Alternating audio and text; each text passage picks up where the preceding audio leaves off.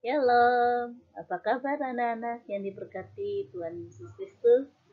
Ibu selalu berdoa dan berharap kalian tetap sehat dan semakin semangat ya dalam belajarnya. Baik, pada kali ini merupakan kesempatan kita yang terakhir membahas pelajaran yang kedua yang berjudul dampak dosa. Dan Ibu berharap kalian mengikuti sampai selesai tayangan live video ini. Dan nanti pada bagian terakhir kalian akan melihat bagian tugas mana yang akan kalian kerjakan. Oke, itu saja ya yang dapat Ibu sampaikan. Terima kasih. Selamat belajar. Tuhan Yesus memberkati.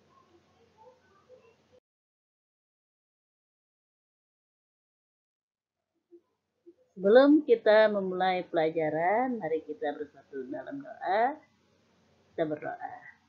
Tuhan Yesus, terima kasih atas pemeliharaan-Mu sehingga kami boleh menjalani hari-hari hidup kami dengan penuh rasa syukur. Kami berterima kasih karena masih bisa bersekolah dan belajar walaupun melalui daring. Saat ini saya dan teman-teman akan memulai pelajaran kedua tentang dampak dosa.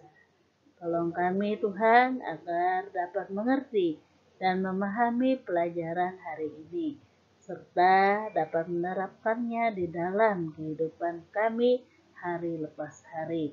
Dalam nama Tuhan Yesus kami berdoa. Amin.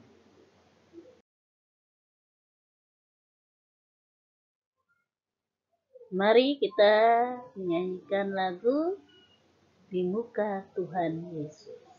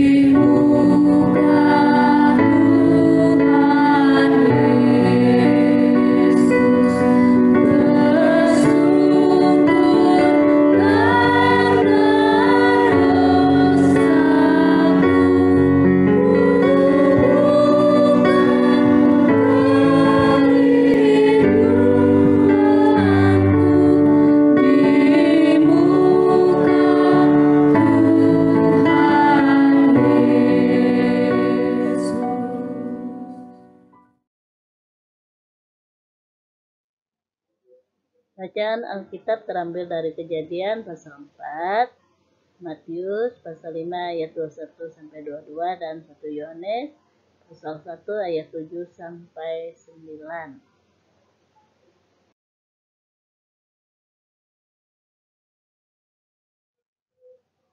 Pada pelajaran pertama sudah dibahas mengapa manusia berdosa.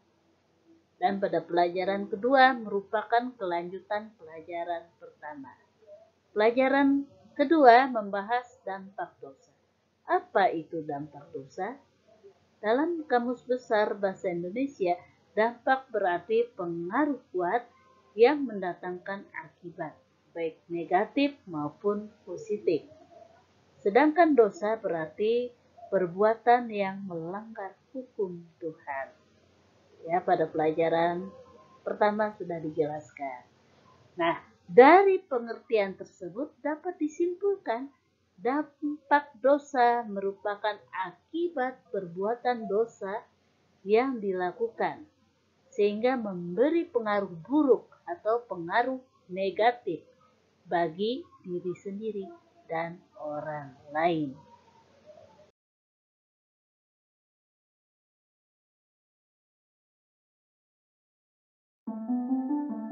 Sekarang mari saksikan video berikut.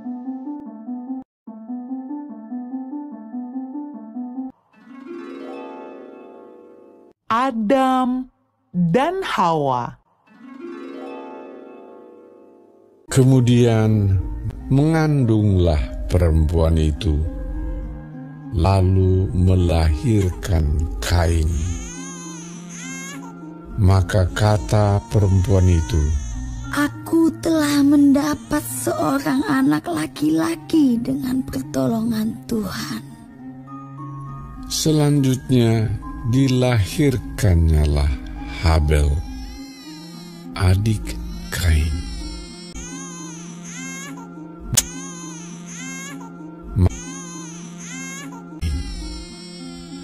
Dan Habel menjadi gembala kambing domba, Kain menjadi petani. Setelah beberapa waktu lamanya, maka Kain mempersembahkan sebagian dari hasil tanah itu kepada Tuhan sebagai korban persembahan.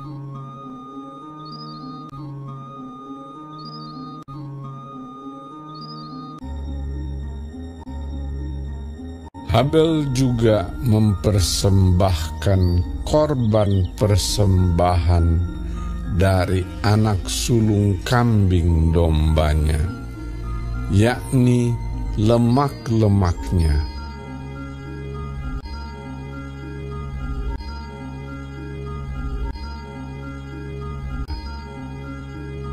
Maka Tuhan mengindahkan Habel dan korban persembahannya itu.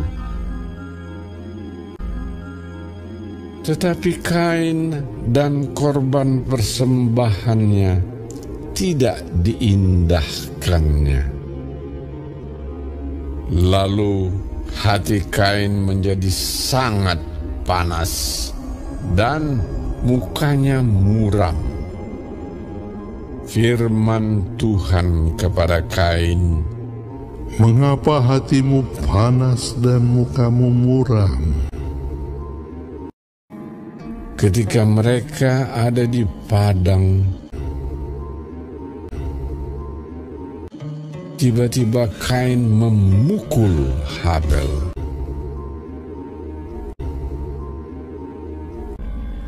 "Di mana Habel, adikmu itu? Apakah yang telah kau perbuat ini? Maka sekarang engkau menjadi seorang pelarian dan pengembara di bumi."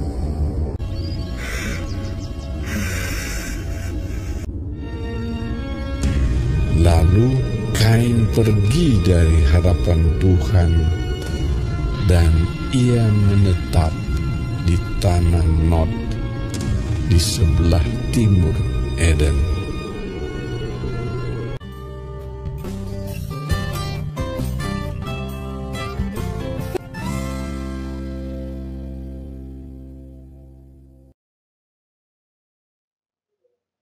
Nah, dari cerita Kain dan Habel tadi, apa yang dapat kita pelajari?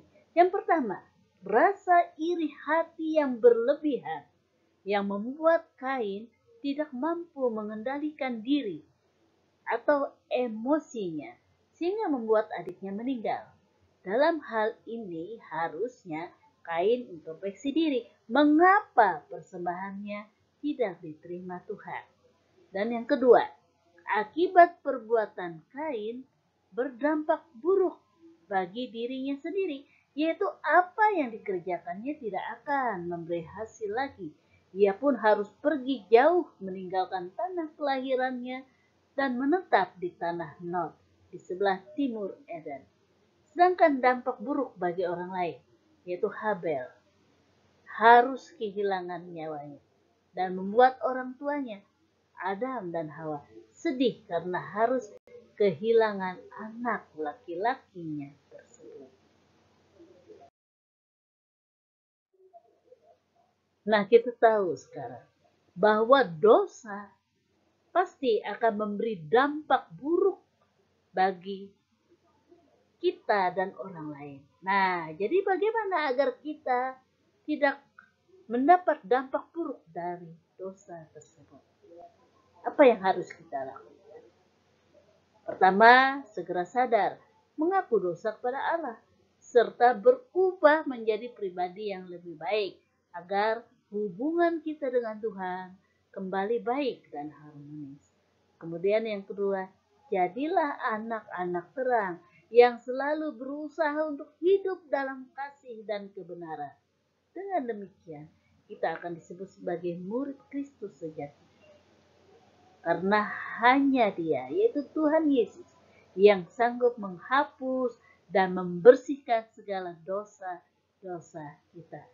Silakan kalian baca 1 Yohanes pasal 1 ayat 7 sampai 9.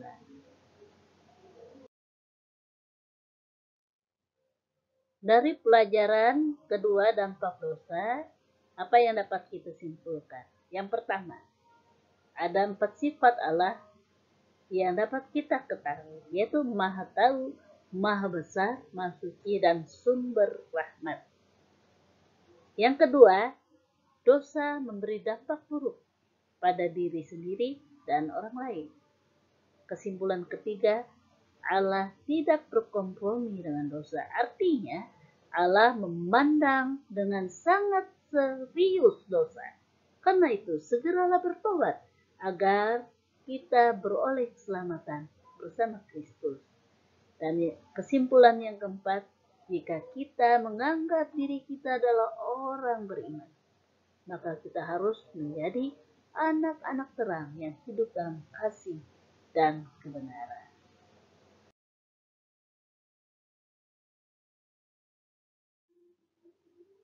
Sekarang tugas yang harus kalian kerjakan adalah halaman 7 dan 8. Halaman 7 bagian A dan B, halaman 8 bagian C dan D. Oke, itu ya. Selamat mengerjakan.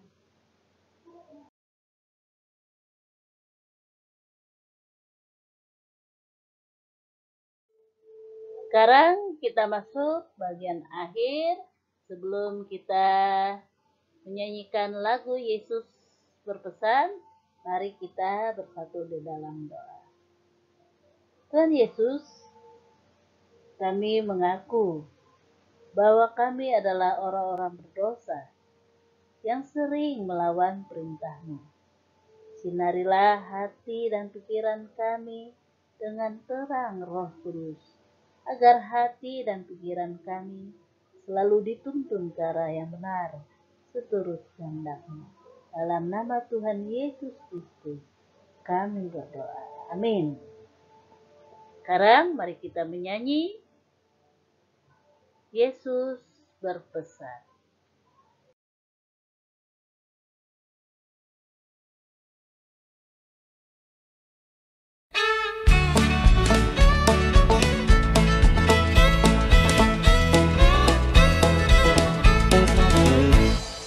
Yesus berpesan dalam malam gelap, kamu harus jadi lilin gemerlap, anak masing-masing di sekitarnya. Dalam dunia ini bersinarlah, Yesus berpesan bersinarlah terang, lilinmu kulihat malam dan siang, anak masing-masing di sekitarnya. Untuk hormat Tuhan bersinarlah.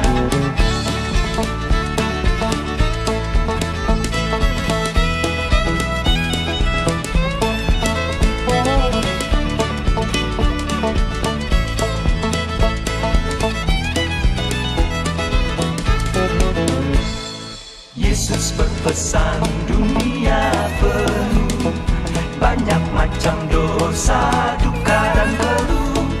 Anak masing-masing di sekitarnya. Untuk sesamamu bersinarlah. Yesus berpesan dalam malamlah, kamu harus jadi lilin gemerlap. Anak masing-masing di sekitarnya. Dalam dunia ini bersinarlah.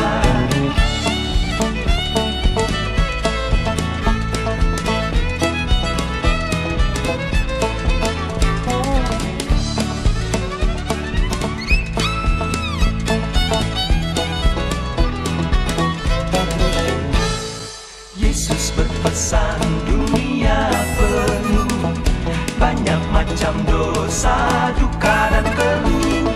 Anak masing-masing di sekitarnya. Untuk sesamamu bersinarlah. Untuk sesamamu bersinarlah. Untuk sesamamu bersinarlah.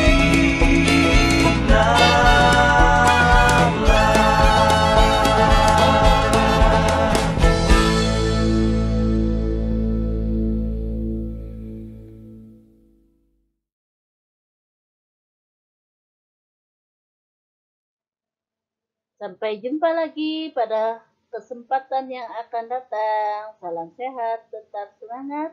Terima kasih atas perhatiannya. Dan Yesus memberkati. Dadah.